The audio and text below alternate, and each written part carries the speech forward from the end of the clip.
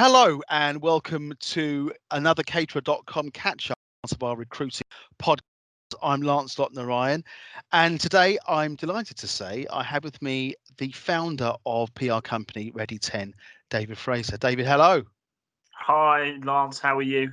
All right, bearing up through another lockdown. How are you coping? The same, really. It doesn't.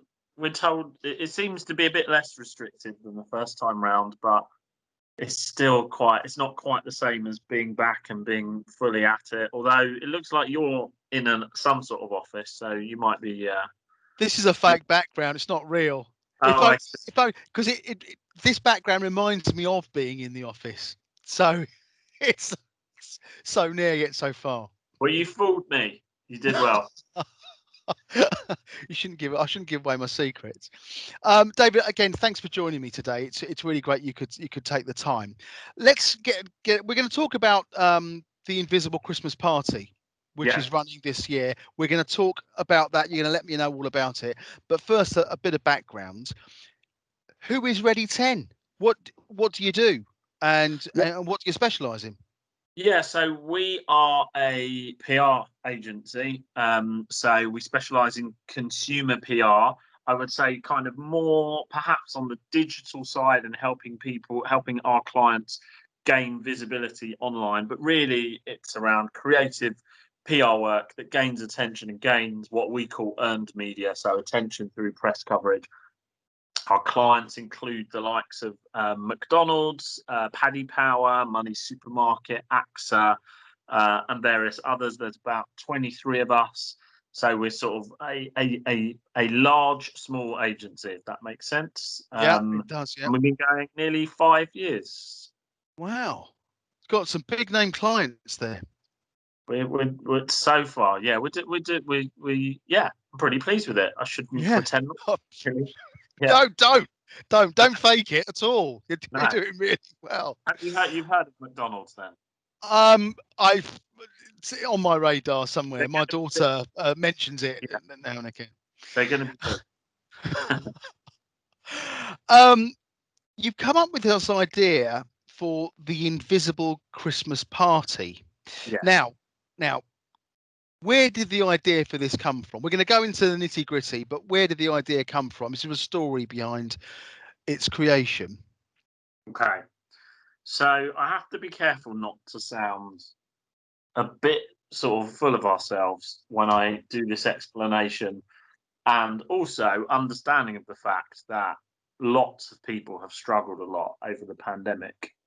But it came about because we realised we weren't going to be spending money on a Christmas party that we had budgeted for.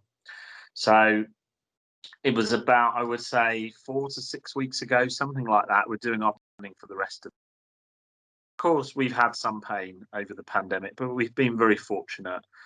We haven't had to furlough any of our staff, thankfully. Most of our clients are still here. We have been hit, but we're surviving. And we're starting to talk about Christmas and what we're doing. And like a lot of companies, we have a budget for a Christmas party at the end of the year. And obviously, we had a conversation around the fact, well, that's not going to happen, is it? And that, I suppose, delivers us a budget saving. But we could look at that as good for us, but it kind of was a bit of a light bulb moment in that it was fairly devastating for one industry in particular, and that's the hospitality industry. Now, we spend a lot of money every year. There's no sort of no two ways about it. We spend a lot of money every year entertaining people, with that money going to the hospitality industry. And even an agency of a relatively small size like ours, we still spend tens of thousands of pounds a year taking clients out or meeting the media or taking our staff out or a Christmas party or a summer party or whatever it is. And we realized that there's a whole chunk of money that the hospitality industry would be getting from us that they are not getting.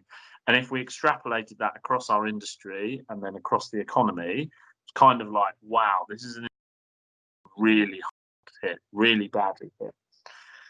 So we talked about, well, why don't we, instead of saving the money, why don't we give some of it to a cause that could benefit from it? And that cause was the hospitality industry, and in particular Hospitality Action.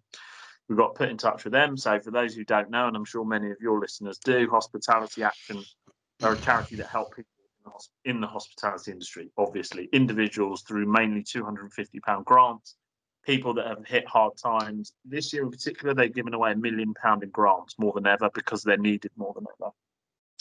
We got put in touch with them, and they had run a concept earlier in the year called Invisible Chips, which was where people could donate a kind of phantom portion of chips to help out people in the industry. Well, we said to them, why don't we donate an invisible Christmas party, which of course is a donation and is symbolic of a party that we would be having otherwise. And that kind of then led all the way onto this campaign. So we're holding an invisible party, quote unquote, on Friday, the 18th of December, I think it is, which is Mad Friday, usually the Friday before Christmas, where everybody kind of goes out, has a lot of fun, probably makes a little bit of mess for some of your colleagues and contacts, but also spends a lot of money with the hospitality industry. So we're sort of marking that day with an invisible party. And then I suppose the final bit of it is we thought, well, let's bring some people with us. And we tried to get other kind of colleagues, friends, agencies, companies, clients to sign up to it as well and donate a party. And we've got kind of a couple of dozen, almost a couple of dozen companies so far, and more joining by the day. Who have you got joining you? So it's a combination of some clients and some agencies in the PR industry, and also some individuals. So some individuals have got in touch, freelancers, and said, look, I'd like to be part of this, and they've pledged a party. We've got some I don't know how many of these names will sort of resonate with your listeners, but Ready10, of course, are signing up. Our founding partners were an agency called Brands to Life, who are a huge agency. We've got a social media agency called Cooler. We've got an agency called Grayling, Frank PR, many others. We've got a couple of clients as well, and some who we're announcing this week. I would say, though, it's not just for PR and marketing companies. It's something that anyone can do. There's a website that is set up at invisiblexmasparty.com, and it's really simple for people to get involved. They just go to the website, they pledge a party, or they can donate there and then. Are you doing anything virtual with it? Are you sort of seeing anyone face to face to create a party atmosphere? How does it actually work? You go to the website. You go to the website, you make a donation, you sign up to it. Then, so I think there's something like 4 or 5 weeks, and we're sending, the organisers are going to send suggestions around to people how they can mark the day themselves. So some people are not doing anything and actually just want to make the donation and pledge the invisible party. Some people are doing things like handing over their social media feeds on that day and highlighting hospitality businesses in their area. Other people are kind of marking it in other ways virtually. I think, although we don't know what the government rules are going to be at this point, any kind of Christmas party is going to be sort of muted, to say the least, and you're kind of sad gin in a tin on Zoom. So we wanted to do something a little bit more meaningful, I suppose, and market, given how different it's going to be this year. How did you approach Hospitality Action? Did you have a relationship with beforehand? How did it come about? No, we didn't. It was just something that we had seen. We looked around various charities to partner with that could benefit from it. We were quite set from the beginning that it's the hospitality industry that's missing out here, and it's the hospitality industry that's badly hit. And I don't have a huge personal connection to them, but I think anybody that sort of reads the news or sees anything that's going on, it's very clear which industries are badly hit and are hard hit. And just looking at our P&L, our profit and loss, and seeing what we weren't spending with the hospitality industry was, I say, a light bulb moment. And we kind of just, I suppose, wanted to show some sort of understanding and empathy with the people in that industry and how hard they've been hit. So we searched around, we looked through different people and started talking to Hospitality Action and the way they work. There's nothing wrong, of course, lots of organizations themselves, so restaurants need support, but Hospitality Action do deal directly with people in the industry, so your waiters, porters, cooks, front of house staff, and they're the people that we wanted to help. Absolutely. And in the hospitality industry, Hospitality Action is very where everybody knows hospitality action, and through this initiative, through the Invisible Christmas Party, you're going to end up helping hundreds and hundreds of people. So it really is a great initiative.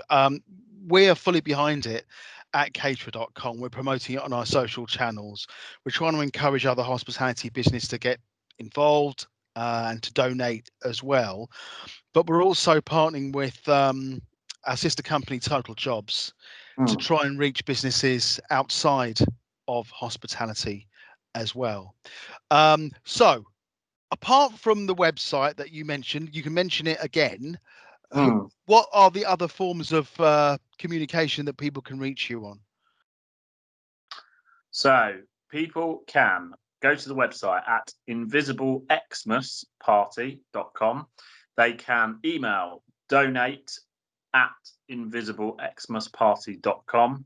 You can just go to the Hospitality Action blog and you will find it.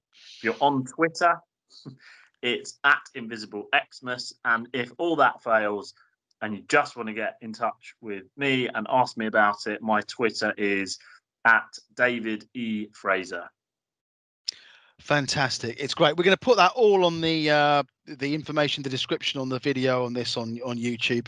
We'll be sharing that on our social channels as well.